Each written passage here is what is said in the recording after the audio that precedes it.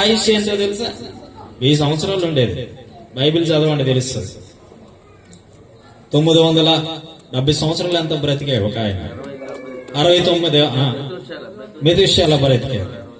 ఇంకా 500 బ్రతికిన వాళ్ళు ఉన్నారు, 350 బ్రతికిన వాళ్ళు ఉన్నారు, 200 బ్రతికిన వాళ్ళు ఉన్నారు, 150 సంవత్సరాలు బ్రతికిన వాళ్ళు ఉన్నారు.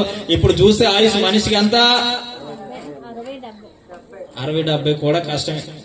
50 సంవత్సరాలకు వచ్చేసరికి కర్రబట్టుకుంటున్నాం. ఎందువల్ల తెలుసా? మనిషి చేసిన పాపం మనిషిని శాపంలోకి నెట్టేసింది. ఈ పాపము నుండి, ఈ శాపము నుండి విడిపించుడు కొరకే యేసుక్రీస్తు ప్రభు వారు ఈ లోకానికి వచ్చారు. దేవునికి మహిమ కలుగును గాక. నశించిపోతున్న బిడ్డల కొరకు. మానవుడు నశించిపోతూ ఉన్నాడు. ఈ మానవుణ్ణి నేను యథార్థంగా సృష్టించాను, ఈ మానవుణ్ణి నేను గొప్పోడిగా సృష్టించాను, ఈ మానవుణ్ణి నేను మంచిగా సృష్టిస్తే ఈ మానవుడు లేనిపోని తంత్రాలు కల్పించుకొని మానవుడు ఏమైపోయాడంటే నశించిపోయాడు.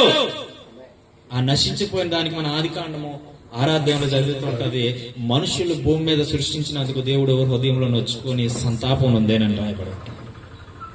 అయితే మనుషుడు చెడిపోవడం బట్టి ఎందుకు ఈ నరులు చేశా నేను, ఎందుకు ఈ మనుషులు కలుగు చేశాను నేను, ఎందుకు ఈ మనుషులు సృష్టించా నేను అని దేవుడే బాధపడ్డాడంటండి. దేవుడికి బాధ వచ్చే విధంగా మనం తయారైపోయాం. మనుషుడు అవునా కాదు? ఇప్పటికీ కూడా ప్రతి మనుషుడు కూడా ఏం చేస్తున్నాడు? ఆయన గాయపరుస్తూ ఉన్నాడు. అవునా కాదా? దేవునికి మహిమ కలుగును గాక.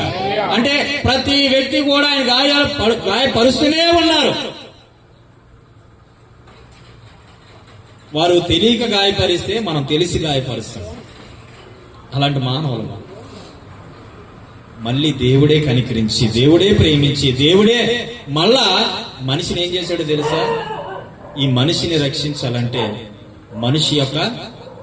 మనిషి యొక్క ప్రాణము పెట్టాలి. ఆమేన్.